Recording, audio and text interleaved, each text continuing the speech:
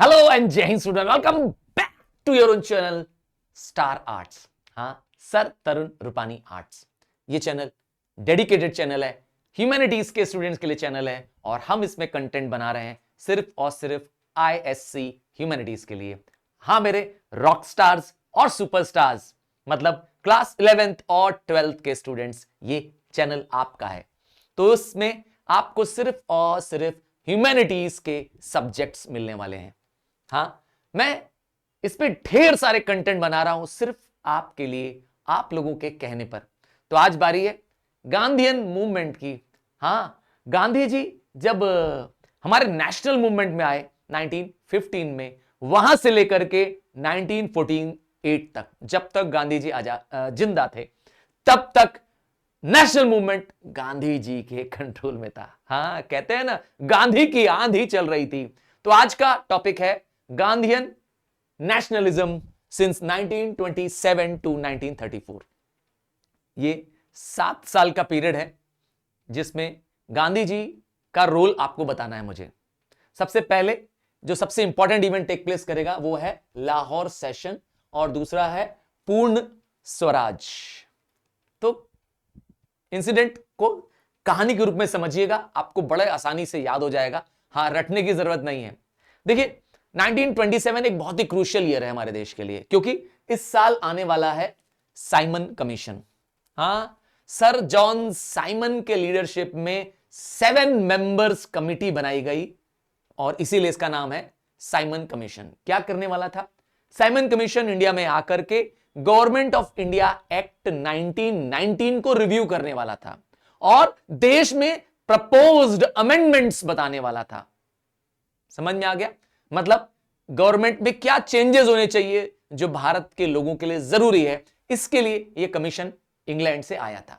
और क्योंकि इसमें कोई भी इंडियन नागरिक, किसी भी इंडियन व्यक्ति को मेंबर नहीं बनाया गया था, इसीलिए जब यह कमीशन इंडिया में आया तो इसका विरोध हुआ। होना भी चाहिए। हमारे इंडिया के लिए रूल बनाने वाले हो, हमें सजेशंस देने वाले हो और हम ही को इंक्लूड नहीं कर रहे हो, तो बस कांग्रेस ने डिसाइड किया कि हम लोग क्या करेंगे, जहां जहां साइमन कमीशन जाएगा, इसके लोग जाएंगे, हम इसका विरोध करेंगे। तो 1927 से ही साइमन गो बैक के नारे दिए गए, जो कि आप स्क्रीन पे भी देख पा रहे होंगे। अब यहां तक तो ठीक है। 1928 में, ध्यान से सुनिएगा, 1928 में लाहौर में जब साइमन कमीशन आ रहा था, मतलब साइमन कमीशन की एंट्री हो रही थी, तो इसका विरोध करने के लिए कांग्रेस के वर्कर्स को लीड कर रहे थे लाला लाजपत राय, शेरे पंजाब। हां, वहां पर लाला लाजपत राय जी को खूब लाठियों से मारा गया और इतना मारा गया इस विरोध प्रदर्शन के दौरान, इस प्रोटेस्ट के दौरान, कि 1 महीने के अंदर उनकी मृत्यु भी हो गई। तो ये एक बड़ा इवेंट हो गया, एक कह सकते हैं एक बड़ा देश को झटका लगा कि देश का एक वीर सपूत मारा गया। अब साइमन कमीशन क्यों आया, मैंने बता दिया। हमने क्या किया इंडिया में, हमने क्या किया, हमने देखा कि अंग्रेज क्या बहाना दे रहे हैं साइमन कमीशन को लाने का, कि अरे आप इंडियंस एकजुट नहीं हैं, आप लोग अलग अलग ग्रुप्स में बटे हुए हैं। जैसे मैं एग्जांपल दूं, इंडियन नेशनल कांग्रेस अलग है, हिंदू महासभा, मुस्लिम लीग। तो इस तरह से इंडिया में अलग अलग पॉलिटिकल पार्टीज हैं जो यूनाइटेड नहीं है। तो इसीलिए अंग्रेजों ने बहाना दिया था ये वाला, कि इसीलिए हमने क्या किया, एक अपनी कमीशन बना के भेजी, इसीलिए इंडियंस को इंक्लूड नहीं किया। तो इसके खिलाफ मोतीलाल नेहरू जी ने एक नेहरू रिपोर्ट बनाई। हां, मोतीलाल नेहरू आप जानते ही हैं, जवाहरलाल नेहरू जी के फादर हैं। तो उन्होंने भी, हाँ वैसे एक बहुत ही वो पॉपुलर एडवोकेट थे उस जमाने में, उन्होंने क्या किया, मोतीलाल नेहरू जी ने एक रिपोर्ट बनाई जिसमें उन्होंने अपनी रिपोर्ट में सारे लोगों, मतलब ऑल पॉलिटिकल पार्टीज की राय, उनके सजेशंस को इंक्लूड किया और अंग्रेजों से डिमांड किया self government with in the British rule. ऐसा सेल्फ गवर्नमेंट जैसा ब्रिटिश ने ऑस्ट्रेलिया को दे रखा था, कनाडा को दे रखा था। हां, वहां पर ब्रिटिश तो थे एज एन ओवरलॉर्ड, पर कंट्री गवर्न कर रहे थे वहां के लोग। तो डोमिनियन स्टेटस की मांग की इस नेहरू रिपोर्ट में। किसने? मोतीलाल नेहरू जी ने। ठीक है। हालांकि बाद में कांग्रेस ने इसको बहुत अच्छे से सपोर्ट नहीं किया, क्योंकि कांग्रेस ने यह तय कर लिया था कि अब डोमिनेंस स्टेटस नहीं चाहिए, अब चाहिए कंप्लीट आजादी। हां, अब हमको ब्रिटिश इंडिया में नहीं चाहिए। और यहां पर होता है एक बड़ा इंपॉर्टेंट इवेंट, ध्यान से सुनिएगा। 1929 ईयर ध्यान से सुनिएगा। 1929 लाहौर का कांग्रेस का सेशन है। याद रखिएगा, कांग्रेस हर साल एक एनुअल सेशन बुलाती है जिसमें सारे कांग्रेस के मेंबर्स आते हैं। 1929 में Jawaharlal Nehru president of the Congress बने और उन्होंने लाहौर के सेशन में, कांग्रेस के सेशन में घोषित किया, एक रेजोल्यूशन पास कराया कि अब हमारा पर्पस है पूर्ण स्वराज। तो पहली बार कांग्रेस पार्टी ने क्या मांग लिया अंग्रेजों से? Complete independence. अभी तक तो हम लोग सिर्फ क्या मांग रहे थे? डोमिनेंस स्टेटस या सिर्फ स्वराज मांग रहे थे, जिसमें अंग्रेजों को देश छोड़ के नहीं जाना था। यह पहली बार था जब जवाहरलाल नेहरू के प्रेसिडेंटशिप में कांग्रेस ने मांगा, कांग्रेस ने मांगा, एक रेजोल्यूशन पास किया कि अब हमें अंग्रेज नहीं चाहिए, we want India freedom completely from the British rule. तो इसको कहते हैं ना फुल फ्रीडम या कंप्लीट फ्रीडम का एक रेजोल्यूशन पास कराया। और पास नहीं कराया, साथ में इन्होंने डिसाइड किया कि अब हर साल 26 जनवरी को, ध्यान से सुनिएगा डेट, 26 जनवरी को 1930 से अगले साल से हम इंडिपेंडेंस डे सेलिब्रेट करेंगे। आपको बताऊं एक आश्चर्य की बात कि 26 जनवरी 1930 से हर साल हम क्या करने लगे? इंडिपेंडेंस डे मनाने लगे। जी हां, इंडिया अपना आजादी पहले से ही मनाना शुरू कर दी 26 जनवरी को, और ये तब तक चलता रहा जब तक हम एक्चुअली आजाद ना हो गए। 1947 में इंडिया आजाद हुआ, पर आजादी तो 15 अगस्त को मिली, तो हमारा इंडिपेंडेंस डे 15 अगस्त 1947 हो गया। तो अब जवाहरलाल नेहरू हमारे देश के बन गए पहले प्रधानमंत्री, और प्रधानमंत्री बनने के बाद उन्होंने इस दिन को 26 जनवरी को सोचा हम भुलाएंगे नहीं, और इसीलिए क्या किया? 26 जनवरी को हमारा रिपब्लिक डे घोषित कर दिया। पता है आपको, हमारा कॉन्स्टिट्यूशन तो 26 नवंबर 1949 को लिख के तैयार था, पर हमने क्या किया? वेट किया 2 महीने, और 26 जनवरी 1950 से, देखिए दिन वापस याद करिए, 26 जनवरी को हमने क्या कर दिया? अपना रिपब्लिक डे घोषित कर दिया। तो यह है इस दिन का इंपॉर्टेंस। अब तो आप नहीं भूलोगे, क्या कहते हो? अब तो इसको आप नहीं भूलने वाले हैं कि 26 जनवरी क्यों इतना महत्वपूर्ण है हमारी इंडियन हिस्ट्री में। ठीक है, बात समझ में आ गई है। रेजोल्यूशन स्टार्ट करने वाले जवाहरलाल नेहरू थे, इसीलिए इतना पॉपुलर है। देश के पहले प्रधानमंत्री भी हमारे जवाहरलाल नेहरू बने थे। अब एक मूवमेंट आता है 1930 में, 1930। तो इससे पहले क्या हुआ? देखिए, अंग्रेजों ने भारत पे कई सारे कंट्रोल्स कर रखे थे, कई सारे कहते दबाव लगा रहा, जैसे टोल टैक्स लगा रखा था, बहुत सारा जमींदारी टैक्स, जिसको हम जमींदारी सिस्टम कहते हैं, वो लगा रखा था, सॉल्ट टैक्स लगा रखा था, बहुत सारे देश में बर्डन्स थे, अननेसेसरी एक्सपेंसेस थे गवर्नमेंट के। और महात्मा गांधी जी ने उस समय जो वॉइस रॉय थे, लॉर्ड इरविन उस समय वॉइस रॉय थे, उनको 11 पॉइंट अल्टीमेटम दिया कि ये मेरी 11 सूत्रीय मांगे हैं, आप मान लीजिए, वरना हम आपके खिलाफ एक बड़ा आंदोलन करने वाले हैं। गांधी जी अपने मास मूवमेंट के लिए जाने जाते हैं। लॉर्ड इरविन ने इग्नोर कर दिया गांधी जी के इस अल्टीमेटम को, और गांधी जी ने लॉन्च किया सिविल डिसोबीडियंस मूवमेंट। यह एक ऐसा आंदोलन था जिसमें सिविल लॉस को ब्रेक करना था, मतलब ऐसे कानून जो देश की सरकार चलाने में रोक पैदा करे, परेशानी पैदा करे। याद रखिएगा, क्रिमिनल लॉज ब्रेक करने के लिए गांधी जी ने नहीं कहा था। किसी को मर्डर कर देना, डकैती करना, किडनैप करना, रेप करना, यह है क्या? Criminal laws. क्रिमिनल कानून तोड़ने के लिए नहीं कहा था। गांधी जी ने कहा कि आप क्या करिए? पीसफुल प्रोटेस्ट करिए, picketing of the foreign shops करिए, boycott of the foreign goods करिए, स्वदेशी अपनाइए, और गवर्नमेंट के टैक्सेस देने से मना कर दीजिए। यह है सिविल डिसोबीडियंस मूवमेंट। बात समझ में आई? गांधी जी ने कहा कि सिविल कानून तोड़ो, ठीक है, नाम दिया सिविल डिसोबीडियंस मूवमेंट। और तोड़ो के लिए खुद गांधी जी तोड़े।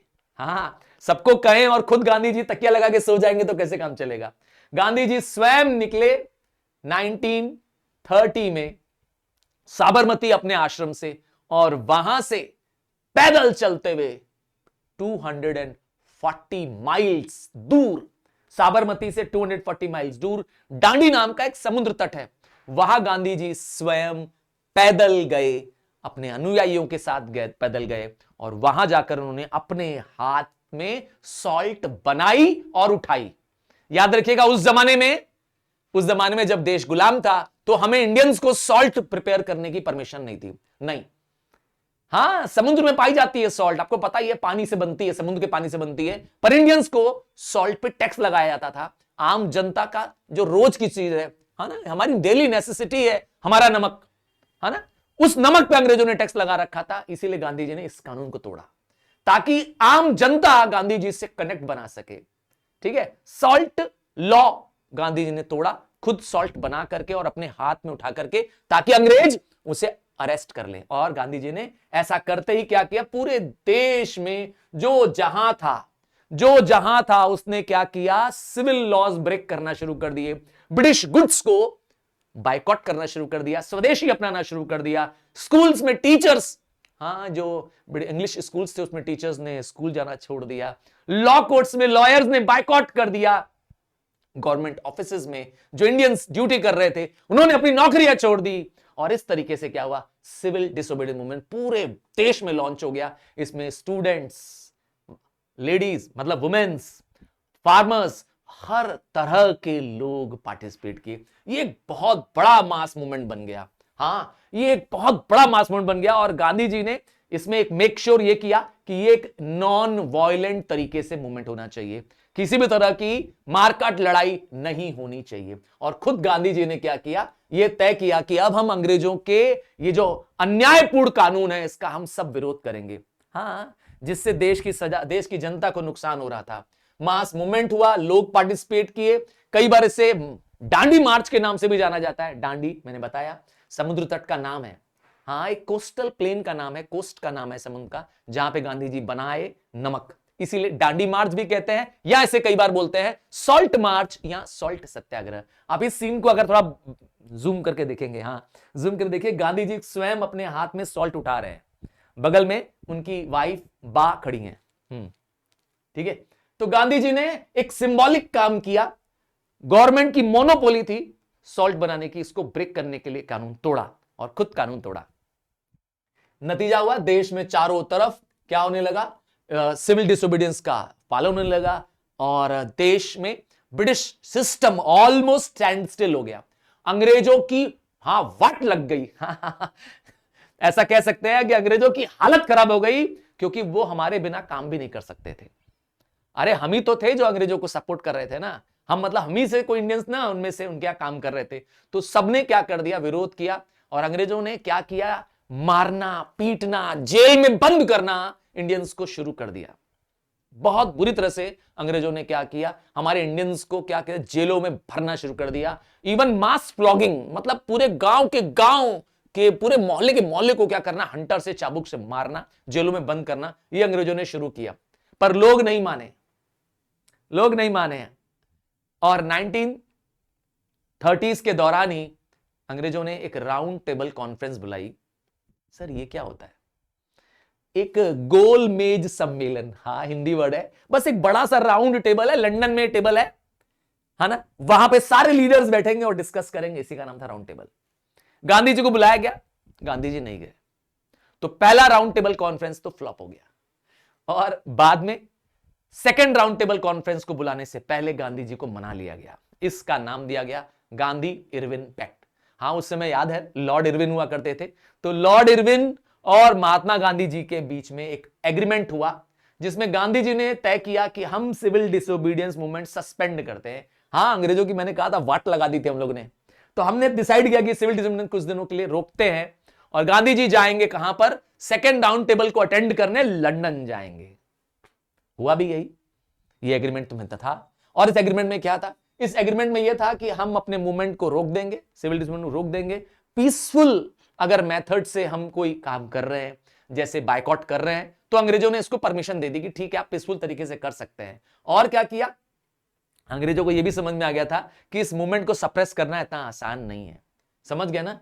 तो इसीलिए उन्होंने ये समझ लिया कि एकदम ताकत लगा भी देंगे तो भी नहीं सप्रेस कर पाएंगे, इससे अच्छा है मान मनोबल कर लो। गांधी जी को मना लिया गया और एग्रीमेंट क्या किया गया कि गांधी जी मूवमेंट को सस्पेंड करेंगे।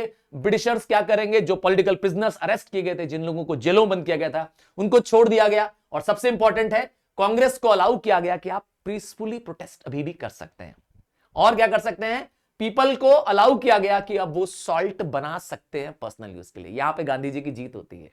हाँ, लोगों को परमिशन मिल गई कि वो सॉल्ट प्रिपेयर कर सकते हैं। पहले ये मोनोपोली थी, ब्रिटिशर्स के पास ही सिर्फ पावर्स था।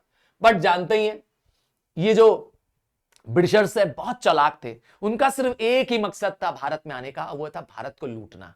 हाँ, हमारी भलाई के लिए नहीं आए हैं, यहां सत्कर्म करने के लिए नहीं आए हैं, वो लूटने आए हैं इंडिया को। बात समझ रहे हैं? और राउंड टेबल कॉन्फ्रेंस को समझते हैं। तो मैंने बताया पहला राउंड टेबल कॉन्फ्रेंस 1930-31 के दौरान हुआ। इस राउंड टेबल कॉन्फ्रेंस में क्योंकि कांग्रेस पार्टिसिपेट ही नहीं कर रही है, गांधी जी जाएंगे ही नहीं, तो ये फ्लॉप हो जाएगा, फेल हो जाएगा। क्योंकि बिना कांग्रेस के, जो देश की सबसे बड़ी पार्टी है, जो सबसे ज्यादा पीपल रिप्रेजेंटेशन करती है, उसके बिना कोई मतलब ही नहीं है।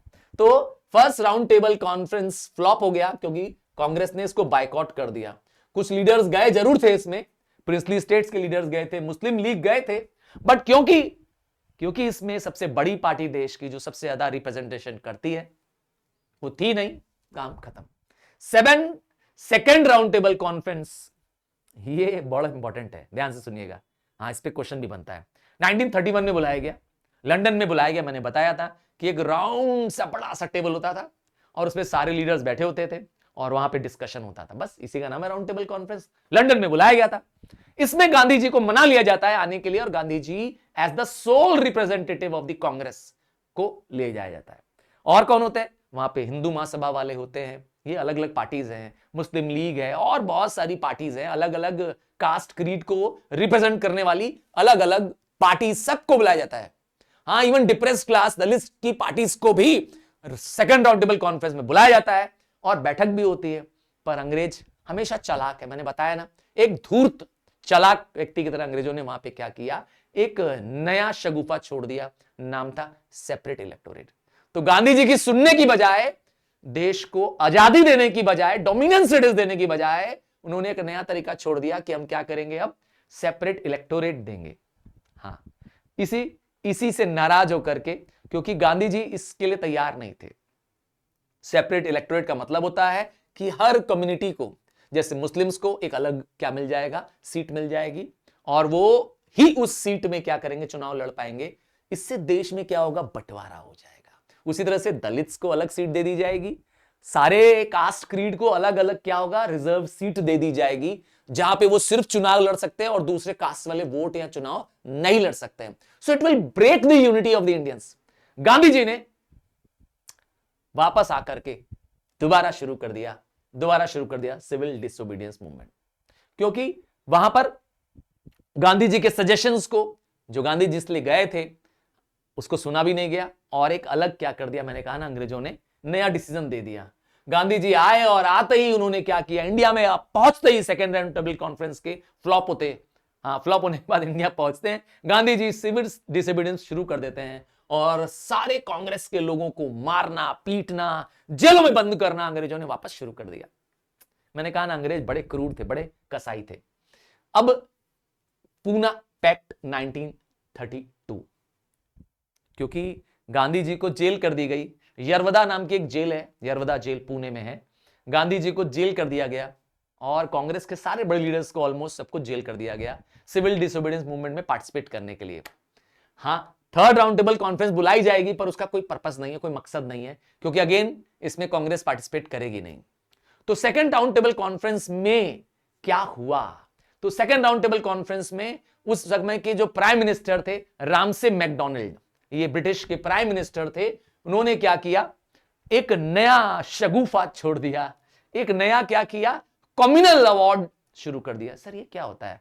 कम्युनल मतलब होता है धर्म के नाम पर। हाँ, धर्म और जातियों को अलग अलग करने के लिए उन्होंने क्या किया, कम्युनल अवार्ड शुरू किया। 1932 में वहां के प्राइम मिनिस्टर ने इंडिया को लड़ाए रखने के लिए, ताकि इंडियंस आपस में लड़ते रहे, उन्हें यूनिटी ना पाए, एक नया चीज शुरू किया, नाम था कम्युनल अवार्ड्स, जिसमें अलग अलग कास्ट को क्या कर दिया गया, रिजर्व सीट या सेपरेट सीट दे दी, सेपरेट इलेक्टोरेट दे दिया गया, जहां उसी कास्ट उसी कम्युनिटी के लोग वोट दे सकते हैं और दूसरे लोग नहीं दे सकते। बात समझ आ रही है? इसका गांधी जी ने विरोध किया। गांधी जी ने कहा अब मैं फास्ट अनटू डेथ, मतलब आमरण अनशन, मैं जान दे दूंगा पर देश में इस कानून को लागू नहीं होने दूंगा। और गांधी जी भूख हड़ताल पे बैठ गए यरवदा जेल में, याद रखिएगा। और 1932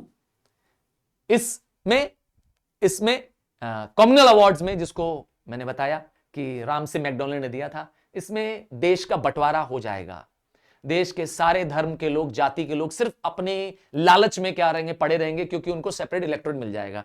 इसको बचाने के लिए गांधी जी ने इसका विरोध किया और इसमें एक बड़ा मेजर रोल प्ले किया doctor Bhimrao Ambedkar, doctor B.R. Ambedkar ji ने। हां, डॉक्टर B.R. अंबेडकर जी, हां, chairman of the drafting committee of Indian constitution, doctor B.R. Ambedkar. इन्होंने गांधी जी को मना लिया। इन्होंने प्रॉमिस किया कि हम एक एग्रीमेंट करते हैं गांधी जी के साथ। Doctor B.R. अंबेडकर जी ने एक एग्रीमेंट किया, जिसको कहते हैं पूना पैक्ट। याद है, गांधी जी जेल में थे, यरवदा जेल में थे। एग्रीमेंट यह किया कि हम दलित को सेपरेट इलेक्टोरेट नहीं चाहिए, अर्थात we will unite with the Hindus, we will fight together, और हमें बस क्या करिए, एक सेपरेट सीट दे दीजिए, बस हमें अलग से इलेक्टोरेट नहीं चाहिए। इस तरह से गांधी जी ने अपना क्या किया, जो आमरण अनशन था, जिसे हम कहते हैं फास्ट अनटू डेथ, वो गांधी जी ने टेक बैक कर लिया।